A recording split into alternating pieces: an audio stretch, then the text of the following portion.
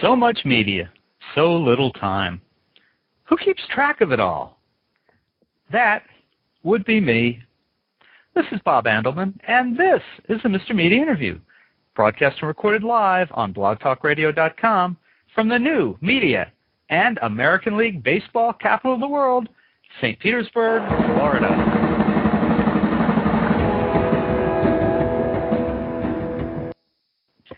What was Barack Obama's most pressing personal issue upon becoming President of the United States? Well, after finding a good school for his daughters, he was apparently quite concerned with keeping his BlackBerry. That's right, the new leader of the free world insisted upon staying connected with the digital masses and a few close friends who got him elected. And it's a good thing Obama hung on to that electronic gadget, too. TheDailyBeast.com reports today that the new administration inherited a White House full of outdated computers. It's kind of like going from an Xbox to an Atari, Obama spokesman Bill Burton said. Barry Libert knows all about Barack Obama.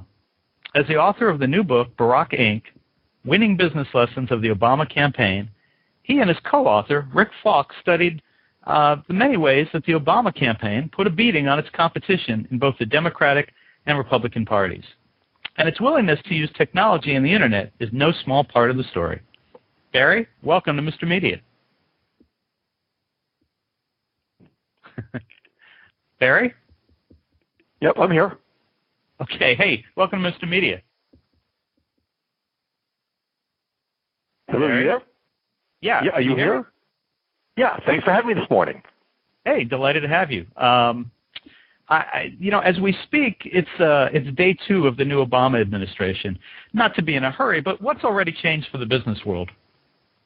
A lot. I think that leaders are beginning to understand that being, one, a community leader is as important as being a business leader. Obviously, he won by using his community roots to build a grassroots campaign. 2, they're beginning to understand the power of social connections and using social technologies to build a massive community and uprising for his or their brand. And 3, how to be a cool, calm, and collected leader. Are you saying that Barack Obama is a cool, calm, and collected leader? I hadn't noticed. I think most people understand it and have seen it under pressure. He is just a very humble guy who knows how to make sure that this is not a roller coaster ride for you and me.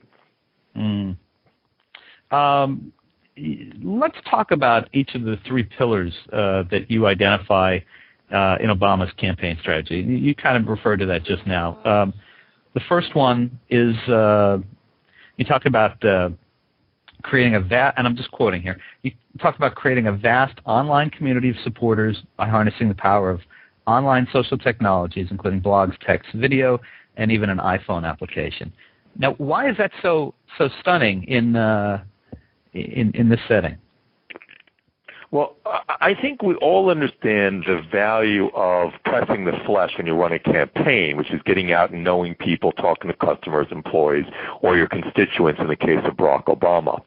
What people have not understood in business, and nor did John McCain or Hillary Clinton fully appreciate, is that lots of those traditional personal touches now can be used in the Internet using such tools as Facebook, MySpace, YouTube, and in Barack's situation, myBarackObama.com, a 13 million member strong online community. So the same thing happens in the physical world. The real leaders of our world, like Barack and like Nike and like American Idol, are using to connect, touch, both personally and professionally, online, and have much more reach and much more effectiveness.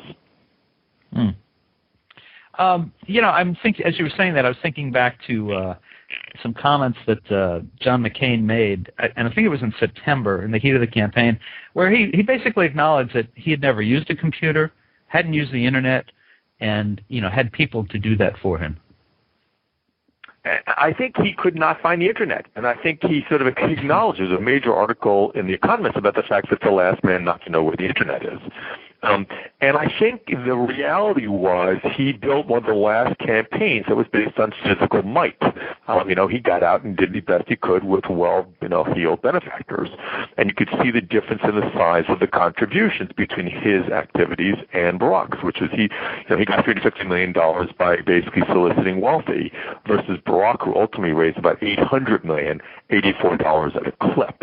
And those are very different business models, and you can see which one won just by the sort of final outcome on this Tuesday, when there was a huge outpouring of millions and millions of people, both physically and tens of millions of people electronically, to support Barack Obama. Do you think that George Bush will be the last president who does not rely upon the Internet in some way? I think he's the last president to rely on a few things. One, his outgoing speech, which was really quite elegant last Thursday, was about him being commander-in-chief, and that although he may have disagreed with some of his decisions and policies and procedures, he still had to make them. Barack is an incoming guy who does not use the words commander-in-chief. He's a people of the community. And so I always give the analogy, if I went home and told my spouse, my wife of 26 years, or my kids, that I was their commander-in-chief, you know how they would treat me. They would boot me out of office, which is to be the husband and father. I would be booted out of office pretty quickly. So the first thing is, I think CEOs are going to realize, being the CEO or chairman and acting the way George acted, that is no longer viable. And you've seen that with Rick Wagner at GM. As much as he's got his jet and his $25 million a year salary at General Motors, he's basically crushing that company and taking all his employees and customers down with him. And the second thing, I think George is the last one to be in office as a president, and hopefully will be the last type of president in other companies as well, is where they don't use social technologies to connect with their constituents. I think you're seeing great companies like Nike, American Idol, that connect with all their millions of fans to understand what products and services they want. And again, I'll use GM as an example, a bad one that does not connect with their customers. I bought plenty of GM cars along the way. Never once did they connect with me socially or personally. And those are two big changes that I gave you both a presidential leader and a CEO leader that do not understand what their customers want anymore. I just noticed, I was so involved in getting us started, I just noticed that the phones are lit up. So I haven't even given out the number yet, but let's check in with the phones, and then we'll come back to the other two pillars. Sure. Hi, do you have a question or comment for Barry Libert? Hello? Okay, they're not there. Let's try another one. Hi, do you have a question or comment for Barry Libert?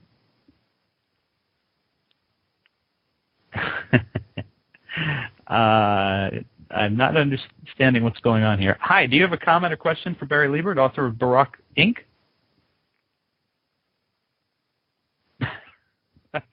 All right. Well, there's a way to deal with that. I'm sorry, Barry. No problem. The lines are all lit up, and there's quite a number of people in the web chat. So let's do this. If you've got a comment or question for Barry Libert, give us a call at 646-595-3135. You can also submit a question in the live web chat that accompanies every live Mr. Media interview. So the second pillar that you talk about, and you mentioned this a minute ago, is keeping us cool under pressure. Why is that such a big deal? My view is all of us like roller coaster rides, but only in theme parks. That's the only place we really enjoy them. We don't really enjoy them in our personal lives. We don't enjoy them in our business lives. We don't enjoy them in our political lives. And we sure as heck don't enjoy them in our financial lives, roller coaster rides. And so I think George did a really good job taking us on a major roller coaster ride. Very, very exciting, but quite devastating for us all. And so I think what Barack is teaching us is that cool under pressure allows us to have confidence in our leaders and basically to trust them and their instincts. They may not make perfect decisions, as I would say Barack Obama is not from Marvel Comics, right? He's not Superman or Spider-Man, and he may not do superhero things. But at least he's maintaining his cool under pressure, which gives us confidence that he's thoughtful, that he's doing the best he knows how, and he's going to lead us in a thoughtful, calm way. And you can see that on coaches coaches, from football teams and baseball teams to tennis players like Federer and golfers like Tiger Woods, how they maintain their cool. And I think many leaders today still believe that being angered or being fiery or being, pissy on the job is the way they should lead their people. Barack has shown us whether he will, lost the Texas primary after $20 million of spending or not, that the best way to get the most out of your people is to be cool under pressure and to show a lot of humility. John McCain was cool under pressure, wasn't he? I think John McCain was really good about saying, I am the guy who's going to change the world. That's my third pillar. And he wasn't as cool as you might think, and I'll show you the two different examples of that. In his town hall meeting, he called Barack that guy, and if we all watched it clearly, he walked off the stage before the event was really over. That's not cool under pressure when you leave, people standing because you're unhappy with the results. Barack does not leave a meeting nor a group until he's finished having his conversations. John has a different attitude. He has the sort of command and control attitude that I'm the person who will change the world. Barack, and that's the third pillar, has a view that says change you can believe in. It's all about you. For John, it's all about John. How different would the world be today or yesterday if we woke up and John McCain was the president? I mean, in terms of the digital world, the social media world, would it just be where we were the day before, or would it be worse? A lot closer, I think. It's hard not to accept the fact that the world has moved beyond George and John in terms of social technology. Remember, I'm not commenting on their politics. I'm not an expert on their political positions. I'm only commenting on how they lead, how they think about people and their use of social technologies. I think, we have to accept the fact that the Internet and social technologies are here. We have 100 million people on Facebook, more than that on MySpace. Our company alone has gone from, 10 or 20 users in 2001 to more than 50 million users, adult users, and more than 14 million registered users on behalf of business. That says a lot. I didn't think you were in the pornography business. Well, are there that many users for anything besides pornography? Yeah, I think we do. I mean, they're really well-known TV broadcasting sites, radio sites, and traditional print media companies, and even traditional companies like Ford. I think that what you're seeing is that all of us understand that you and I are not meeting on this phone call in person. You and I are using a landline, and it could be a cell phone, and or you're asking for online chat. The world has moved from my parents' world when they knew everybody personally, and I mean personally meaning physically, to my generation. I'm in my early 50s, where I know most of the people physically, not all of them, and my kids' world where they know a fraction of the people physically and the bulk of their friends. They may never meet, but they're electronically friendly with them. And that's true for Barack Obama. He may never shake 13 million people's hands that he's done electronically, but he has their support by reaching them in a social, personal way by using today's technology. And I think McCain may have never gotten there, but I sure as hell hope if he had been our president, he would have at least understood that that's our reality. I suspect that if McCain had gotten to be the president, that while he may not have gotten the online world, that there were people around him that would have driven him to it, probably not in anywhere near the same way that Obama's people have. I'm with you. I'm hopeful that he would have done that and would have understood that, and he would have had an internet czar like Chris Hughes, like Barack does. But I don't really have a lot of hope for that, only because I think John he's in his early 70s. I have parents in the early 70s. They don't quite get it either. And so as much as I would be hopeful, I think that to really be a social and internet leader in today's internet and flat world, you have to embrace these technologies, but it's more than just embrace the technologies. You have to embrace the fact that humanity is about social interactions, whether it be in government, business, or finance, that you and I are individuals, and we take business and politics very personally. And the examples are when we get fired, we take that personally. When we get disappointed from financial results, we take that personally. When we buy bad products and services and are not properly supported, we take that personally. And I think John McCain, George, and leaders like Rick Wagner think somehow, or from GM, that we don't take that personally. And I think that the old Donald Trump, don't take it personally, it's just business, is a wrong paradigm for today's world. Let me give out our phone number again. If you'd like to talk to Barry Libert, co-author of the new book, Barack Inc., Winning Business Lessons of the Obama Campaign, give us a call at 1-646-595-3135. You can also submit questions via the live web chat accompanying this interview on blogtalkradio.com. And, of course, if you're not listening to us live, then you're stuck with whatever we did when we were live, because Barry's got his feet up on his desk, and I'm out back chilling. So you mentioned Chris Hughes, who was the Obama campaign's internet dude. He's a 24-year-old guy. Tell us about him a little bit. Did you guys talk to him for the book? We did not. We run our own social technology business for the enterprise. They're more consumer-facing. What I think we have to accept is what I call a sort of reverse mentoring. If you think about Barack as our age, my age, early 50s, I think he's 49 or 50, I'm early 50s, he understands the concept of reverse mentoring, which is accepting the reality that as technology savvy as he is, most of these technologies were born out of much younger people and are much earlier adopters in this space. And so what I think leaders have to do is not only accept the fact that being cool is the right thing to do in difficult times, using social technology to build their brand is important, and finally espousing changes that start with the leader, not with the constituents, changes you can believe because I'm going to change first before I ask you to change. When you accept those theories, you also have to accept the fact that leaders are the last people to change. And to begin their change, they have to believe in reverse mentoring, which is they have to have young people surround them who can show them the new ways of the world. And Barack understands that. Was it appropriate that the campaign had a 24-year-old guy running its internet operation? I mean, it would seem to be, since it used to be anywhere 5-10 years ago that it was all young guys, young men and women, frankly, that got the internet and got it. But even today, I mean, it just seems like a lot of pressure to put on someone that young.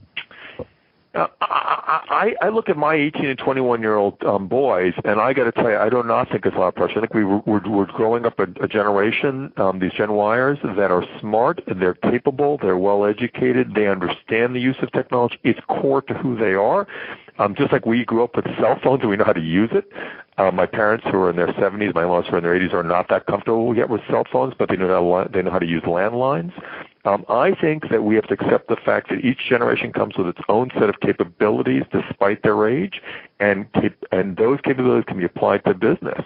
And so I think Barack was willing to accept the fact that he put the best people around him. And if that means a 24-year-old knows how to use social technologies better than he does, not another 50 or 60-year-old, then he did the right thing. And I think leaders need to learn from him just to do the exact same thing, which is surround themselves with the right people regardless of their age.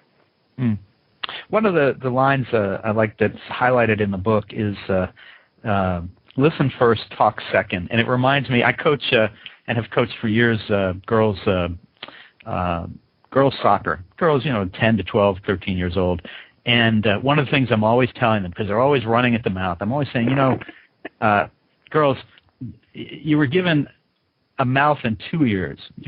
So you've got 2 ears, so you should listen twice as much as you talk. And this line, listen first, talk second, reminded me of that. I know I'm bouncing around a little bit here, but I think that comes back to basically one of your pillars. I mean, why is that so important for someone in a leadership role? And I don't mean necessarily politics, but business. Again, it goes to the heart of social interactions. If you believe that business is not personal, and you believe the core thesis that don't take it personally, it's just business, then you don't care about listening to anybody. Because who cares how they feel when you sell them bad products or serve them badly, or they're not happy with the way you treated them financially or as employees. If you believe that business is very personal, and that customers, employees, investors, and partners really do care, and they want to care, then listening is the number one attribute you have to have. And I don't mean just listening through customer surveys or focus groups. I mean listening all of the time, which is why God gave us 2 ears and only one mouth. And using social technology to do that is the way to do it in a flat world where you have an internet-based economy. And so I'm just a big believer that says Barack is an amazing listener, and he starts with a message people haven't really heard him say, which is on Sunday. If everybody heard him on Sunday when he was coming up on the train to Washington, he said, "I love you back." Tell me the last time you heard that from a leader. Right. Right. It sounds like something Bruce Springsteen would say. And others would say, but not our traditional leaders, right? And not traditional leaders. It says, "I love you for all that you've done for me, and that you're doing for yourself." Most leaders would say, "If you don't buy, I'm not interested in talking to you." Hmm. How important is charisma and his whole rock star presence, not just to him, but the idea of your book, Barack Inc., is that the business can take lessons from this political campaign. Now, you can learn a lot, and I make my living working with CEOs writing business books, so I know about lessons and that kind of thing. But the thing you can't teach a CEO is charisma, and certainly that was a big part of Obama's selling. So how do you adjust for that? How does a CEO adjust for that? Well, I'm not sure you can teach it. It's hard to teach, but I think it's teachable. And I think here's my message. In a world where you can buy any product and any service from anybody, every company has competition. The entire brand is important to the constituents who are purchasing, be it customers who buy the product or employees who work for that company or investors who invest in that company or distributors who do business with that company. And I think in a world where that's true, that there's always competition, charisma or the quality of the individual brand begins to matter more. So there's no doubt that Steve Jobs from Apple has amazing charisma. And there's no doubt that charisma spills over to his employees, his customers, his partners, and his investors. And I think you can learn that from Steve Jobs as well as you can learn that from Phil Knight from Nike, and you can learn that from Tiger Woods, or you can learn that from Barack Obama. And I don't think companies and investors and boards have paid enough attention to it, understanding that the charisma is not just an institutional charisma, it is a leadership charisma. It is an individual charisma that companies have to embrace. Mm. But, you either got it or you don't, right? Well, I think some people have more of it than others, but I think companies haven't done a good job teaching even the leaders who are supposed to have it to pay attention to it. Mm. Well, and again, it goes back to the fact I'm sorry? Go ahead. No, please, go ahead. It goes back to the fact if it's personal, charisma matters. My wife cares if I'm, really dull and boring, or I'm interested in her and, somewhat exciting to be with. I want to take another shot at the phones. I don't know if we had a problem before, but let's see. Hi, do you have a comment or question for Barry Libert? Hello? Well, I'm sorry, Barry. I don't know if it's the phones. It seemed to be the same numbers that lit up before, so I thought maybe they had trouble hearing us, but who knows what's going on.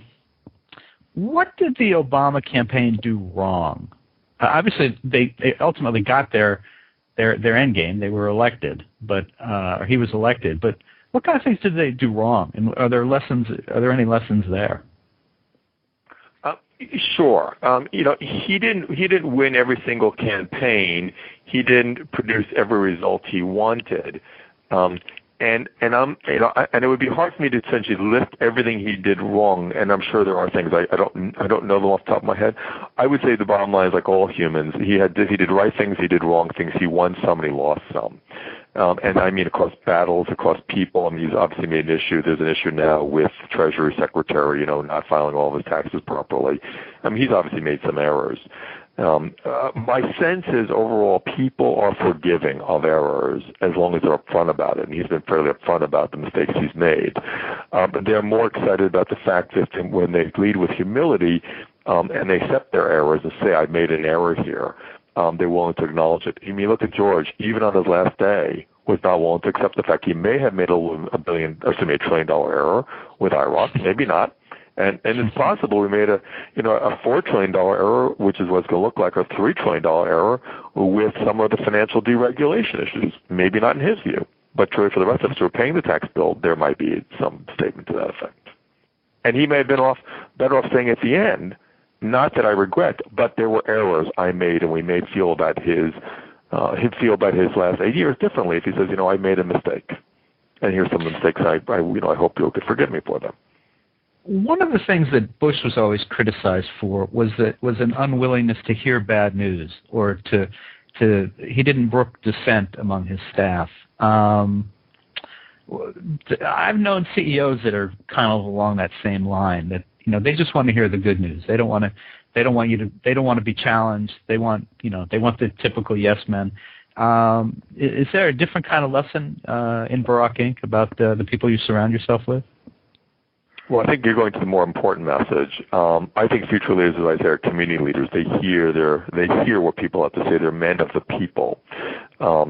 And I think our current leadership across corporate America is a lot like the outgoing president. They are people who believe that they deserve to be in office, whatever office they have, that they spent a long time in their progression to the top to know what's right and what's wrong, and they therefore cherish what they believe is the right answer for their customers, employees, partners, and investors. I'm sorry to say that I think the social world is going to change that for them, and they're going to be ferreted out even faster than they've been ferreted out before, and they're going to lose their jobs even quicker if you look at the number of CEO turnovers. And they're going to learn quickly that the more they understand individuals' wants and needs, the more they connect with them in a humble and online world, and the more that they're willing to change before they ask others to change, the more successful they'll be. A lot of people get concerned about this kind of talk, and they think it's going to be a bunch of people who get together every day and link arms and sing Kumbaya, and they're all soft and squishy. That's not what we're talking about here, though. I don't think it's anything close to that. I think that the thing that Barack has showed us, and what he's going to do forward, is that he's willing to, like you said, like good leaders should do, is to, I guess, play second fiddle to their constituents. I would say it really was supposed to be government by the people for the people, and it really is supposed to be business by the people for the people. I think leaders have gotten to a place, and their boards have gotten to a place, and investors have gotten to a place in terms of their representatives, hedge funds, that it's business for the leaders, by the leaders, and government for the leaders, by the leaders. And it basically, as a result, institutional support from its constituents, and across all types of industries, at an all-time low.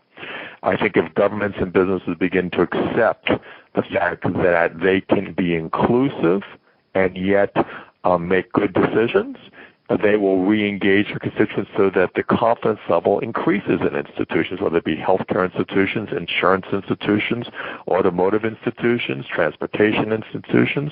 When they begin to realize they're there to serve somebody, I think you'll see a huge improvement in the way people think about their leaders and their governments.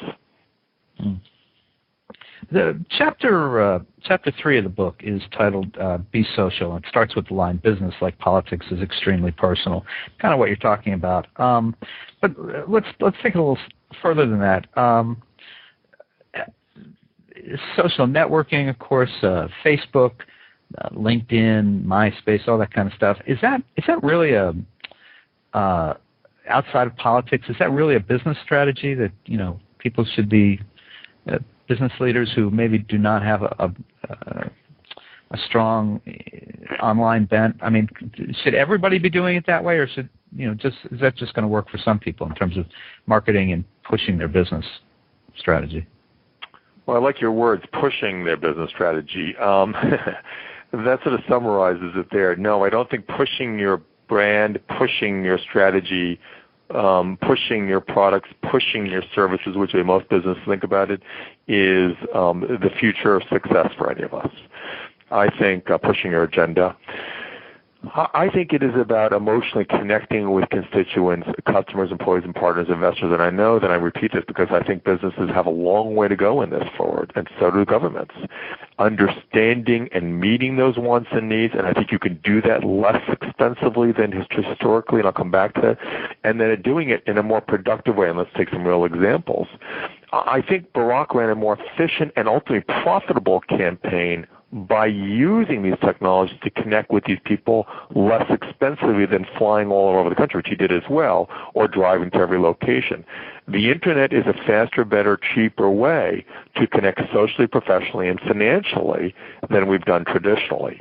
And these are just new mediums to interact with people. And as long as governments and leaders think that the internet is just another way to push email campaigns or push their brand or push their products through e-commerce, they don't really understand the social web and how to interact with people in a personal way. But that starts with first accepting the fact that business is personal. Because if they just start using a blog or a wiki, but they keep the old mental model, then I'm the commander-in-chief. And if I connect with my wife using that mental model, so I'll just tell her online I'm the commander-in-chief. She's not liking it better online than she would like it in person.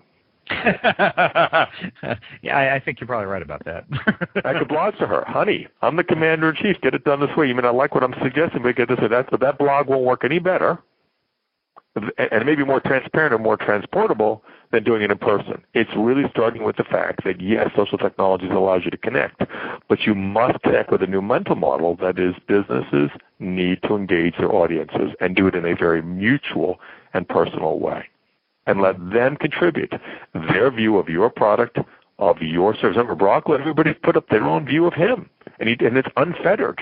They can put up their view on YouTube, MySpace, Facebook, or his own community, which means every company and every brand has to be willing to let their customers comment on their product and services in an unfettered way over time as they begin to learn to live in this open world.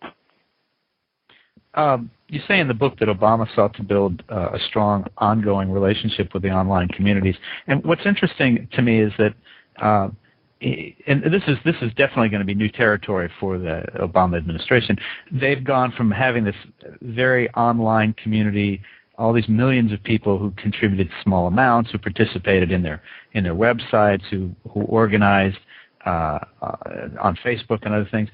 But now, at noon on January 20th, 2009, the WhiteHouse.gov website converted from George Bush to Obama, and several commentators have noted that he's clearly trying to convert that community that he built in the last 2 years to follow and be involved online. No one's done that before. No president's had that opportunity or been able to do that. Do you think as we get down to the everyday business of government and politics, that community can be sustained? I think it can be. There are some issues already. He's already converted that. I think I saw it announced this week. He's moving my Barack over to Democratic National Committee. I'm not so sure that's a wise decision because there are plenty of Republicans and independents who may or may not want to be affiliated with the Democratic National Committee but want to be affiliated with Barack. So he'll make some mistakes. So that's an example of one he may have made. I'm not sure it's finalized, but that's what I understand he's doing. He's also starting to change .gov, which is a place to comment on his future, and he's launching a new environment in which you can comment, and he's asking for you to comment on future legislation where he'll give all of us 5 days to comment on his, what he signs into office. And that's an amazing message too. Can you imagine a CEO saying, I will not start an advertising campaign. I will not launch a new product. I won't embed any new features or functions. I won't change the way I service you until I give you, all of you, 5 days to give me your feedback. That's an amazing thought that companies can learn something from, which is I will engage you before I do something to you. Mm. Now, I do notice as I'm looking at WhiteHouse.gov, and I realize this is only the second day of the administration, but they have not posted anything new on the WhiteHouse.gov blog since almost 24 hours ago. I know they had to catch up on their sleep from all the activities, but come on. Well, you're absolutely right. We're paying attention to that as well. And so I think, as you said, there's only so much he can do. Obviously, he runs a very big country with I'll call it a very big company, if you don't mind me using those words. Mm-hmm. And I'm not sure that he can do it all, given you some other more pressing issues, but I'm sure his internet team is thinking about it. I think we have to give him a little bit of time. I think Wednesday he took off to be with his kids, is my understanding, and let people tour the White House, which is the first time anybody's ever done that as well. And so I think, after the inauguration. So I think he's doing some firsts, and I think we have to accept that the difference between his campaign and his now leadership role is like most companies, he has now departments. Most companies have sales departments and marketing departments and engineering departments and product departments and customer support departments. He's got his. They're called the legislature, the judicial body, the armed services, and he's going to have to deal with those departments where before it was just his department, trying to run a campaign to win. I'm sure there were plenty of people who didn't want him, including his own department, stepping out of his car the other day, during the inauguration. So he's got some other people who would basically have a point of view now that he's got to deal with, I'm sure, every day. And one of the criticisms of Obama during the campaign, and it's ironic because of the book that you've written, I think, is that he's never been the CEO of anything. He's never run a business. And yet here we are with your book, Barack Inc., and I'll give the full title again, Barack Inc., Winning Business Lessons of the Obama Campaign. But he's never been a CEO, but we're giving people business lessons based on his campaign. Is that, is there something a little askew there? I don't think so. I mean, he raised $800 million, only $650 before he got elected because he plugged some number. I think of him as an investment manager. He ran a campaign who put assets under management, right? He raised capital under management. Or think of him as a CEO and a head of sales who did $800 million of sales. Think of him as a customer support professional. He supported 13 million people. And think of him as head of HR. He developed those 13 million people and gave them the information to help them all achieve their collective goals, which is bring out the voters, which you think of them as customers of a large company, which is the United States government. I think he's been an amazing HR leader, an amazing sales leader, an amazing marketing leader, an amazing customer support leader. So I think leaders can learn something from him. And you've got to admit, he built one of the biggest brands of all time in a very short period of time. Now, you have some consulting background, as I recall. A little bit, yeah. Yeah. Does he need to bring in some straightforward business consultants to help him, kind of run and understand a big operation like this? I mean, you refer to the government as basically a big corporation. Would it be helpful to him to have a McKinsey & Company guy, PricewaterhouseCoopers person, He's already beaten us with a punch on that one. He recruited from McKinsey a fairly senior, someone my age, from McKinsey, probably from around my period, where I trained, a senior professional to deal with chief performance officer, which is someone who's going to be dealing with how to get the most out of his people, which is his organization. And so he's already recruited some, as an example, a person that's responsible for performance management of his own organization, not of us as a society. So he's thinking that way already. I mean, he's obviously recruiting some industry people into his organization. George did that as well. George Bush did that as well. And I think he'll continue to recruit both consultants, business leaders, investment leaders, financial leaders, and other types of people to his cabinet, like he recruited an internet czar to his internet business. So I think he understands the fact that he does not know everything, and he's willing to listen to people regardless of their age or background. Another thing you talk about in the book is the subhead is Be Social, Turn CRM into CMR, the lessons of Obama Girl. Are there really lessons of Obama Girl? She's going to be thrilled by this, by the way. Absolutely.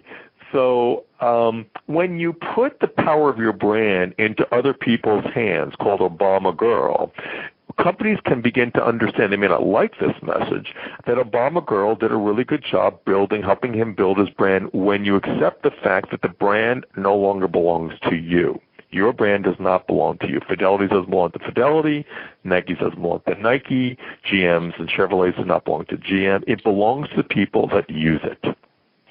And to the degree that you accept that your brand, you may be the caregiver of it, but the brand is in the hands of your constituents, and they have their own perception and reality of it.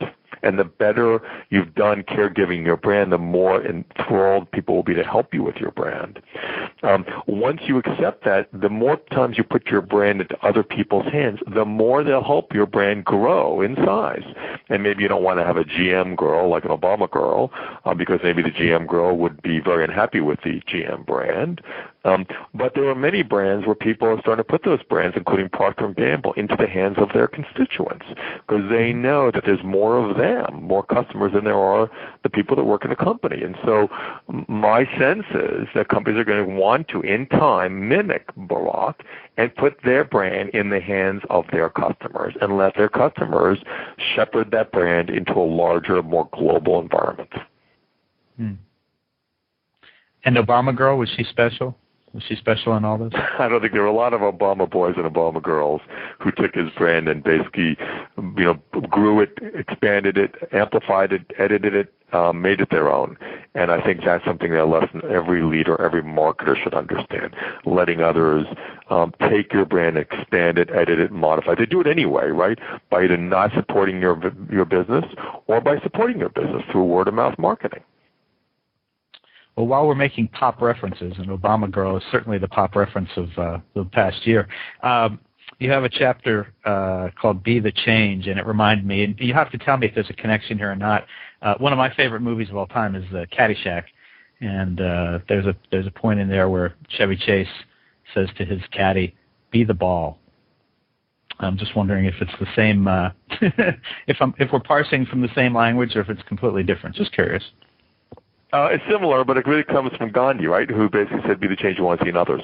I think he is understanding lots of lessons, historical lessons, whether they come from Gandhi or from Lincoln, that are really amazingly enduring lessons. I had not heard until Monday. I was in Washington, D.C. all Monday doing interviews. I had not really remembered Martin Luther King's speech, I Have a Dream. And I didn't realize how really enduring his speech was about everybody has an inalienable right to achieve their personal objectives, which is basically what we said in the Constitution of Independence of our country and the Constitution of our country. And so he talks about all types of people. And the fact that these messages are enduring and they're inalienable to everybody are messages I think that Barack is beginning to find regardless of where they come from. He's obviously a person who studies history and embraces it. And I think they're good messages, and they're messages every leader can learn from. And be the change you want to see in others is a wonderful one. And the concept is change management one, which is I will be the change you want to see versus I will make sure that I am the leader, is very different sort of approaches. And let's just back up for a second and clarify. You're saying that Gandhi and Caddyshack are both coming from the same place, roughly, right? They are in their own. They are in their own ways, what I would say. Oh, I love it. I'm going to. That's probably for different reasons. One wants to be a golfer, or whatever. One wants to be a leader, but they're coming from the same concept, same place in our heart. I'm going to remember that next time somebody gives me a funny look for saying Caddyshack is one of my favorite movies because of the great philosophy behind it. I agree. What are some of the other business wisdom type books that you've enjoyed and could recommend over the years? If you've written one, chances are you've read a few. Absolutely. So I really do love, Friedman's books on both global warming and on the flat world. I really think Naked Conversations by Scoble was a really good book about how leaders need to communicate. I think Wiconomics from Don Topscott is a good one. And, I love some of the books, leadership books by Margaret Wheatley, which is how people need to think about themselves as leaders and communicators. For me, I really believe that the intersection between our personal lives and our business lives are going on, hopefully, in time blur, so people realize business and personal lives are not different. They are interchangeable. They are integratable. We spend more and more time in our business and personal lives in a single environment, which is online.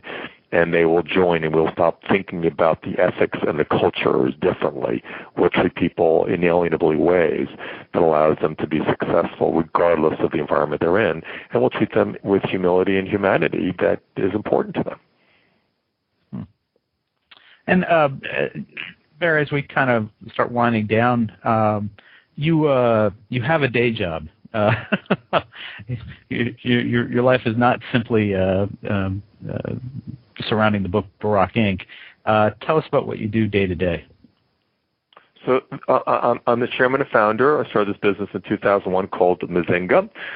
We are the leader in online community building for large branded companies, from everything from America Online to other big companies and brands, Ford, and we help them do the same thing Barack did. We help them build. One is, first, I should take back, is to design their strategy about how they want to build a social web environment, which is to engage people. Two, how do they deploy the social technologies to interact with their customers and employees to build their brand and develop their people, support their constituents. And three, we moderate those things. We moderate about 2.5 billion conversations a month. We moderate those communities and conversations to ensure that the people who are members of those communities, just like in Barack's community, and the companies that drive them, like Barack himself, achieve their, I'll say, mutual objectives, that they basically have a conversation that meets both sets of needs, both the company's needs and the customers, employees, partners, and investors' needs. So we do three things. We create strategies for companies. We provide them with the software they need to build successful online conversations and communities, social communities, and then we moderate them and help them keep their customers, employees, and partners engaged. So I can understand an online community for MTV. It's people sharing an interest in music or pop culture. What do you do for a Chevron, an oil company? What kind of online community do they have? Fantastic question, since we know that company well. We help them think about how to use technology like this to develop their people, recruit people, train people. And what I mean by that, not always top-down, but socially develop in terms of peer-to-peer training. So there are many brilliant people at Chevron. All of them have information that they need to share, not about pop culture per se, but about how to do anything from engineering to development to exploration.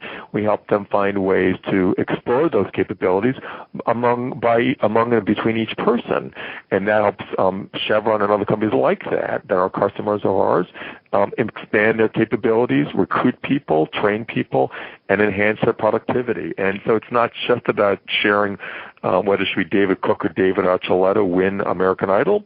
It's also about hardened business questions about how to produce better products and services by helping those companies talk with their customers in a way that customers give them feedback on which products and services they want and how they want them delivered. So if I've pumped Chevron gas this morning and I've got a thought about their unleaded product, I would go to Chevron.com and communicate with them that way. I mean, is that I mean to boil it down. I'm not. Those would be examples of how companies could begin to use social technology to give them thoughts about how to improve their product or service. You might even have some ideas, like gold.com did, is finding where new gold exploration possibilities are. So companies are beginning to harness the power of their constituents, the way Barack did, to do everything from marketing their brand to training their people to providing support to finding new ways to run their business. And you see it all the time nowadays. And that's, I'm a big user of TripAdvisor just to figure where I should go travel. Or, there are lots of these examples now.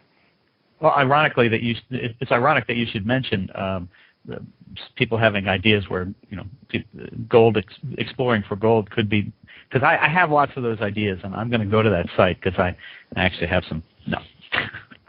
Don't listen to me. I don't know what I'm talking about.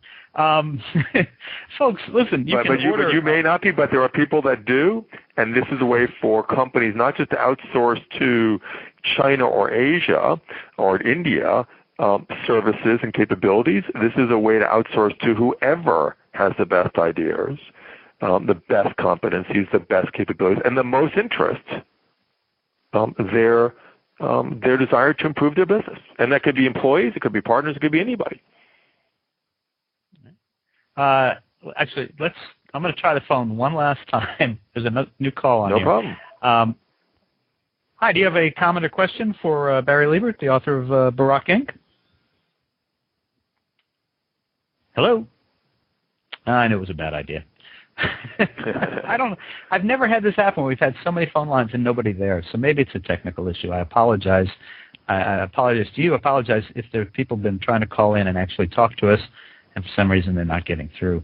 I want to let everybody know you can order Barry Libert's book, Barack Inc., at great bookstores everywhere, or you can order it online at mrmedia.com, mrmedia.com. You can also visit his website for the book, www.barackinc.com.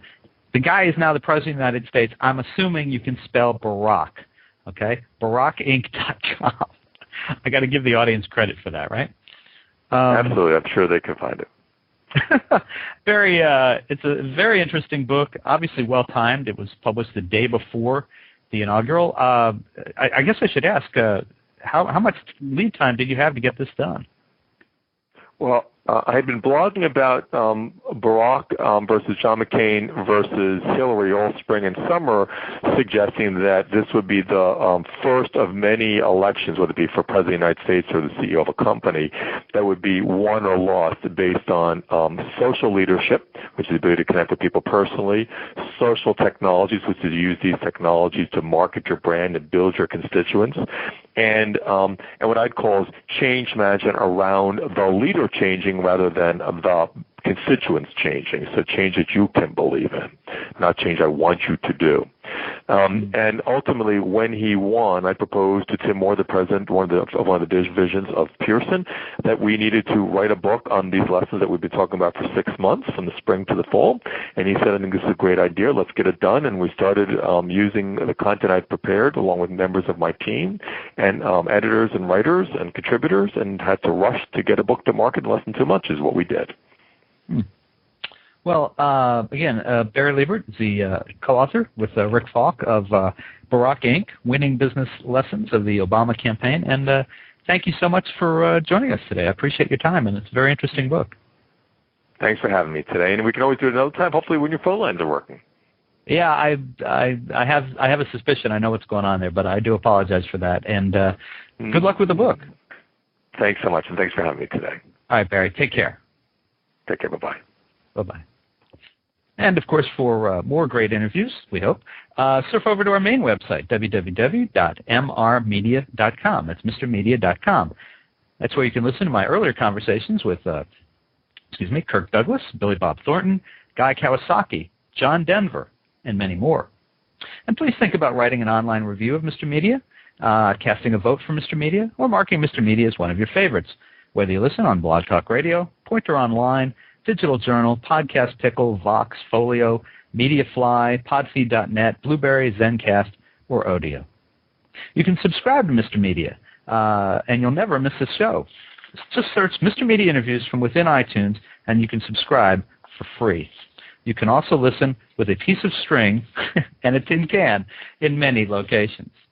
If you've got an idea for a guest, email me directly at bob@Andelman, ANDELMAN.com.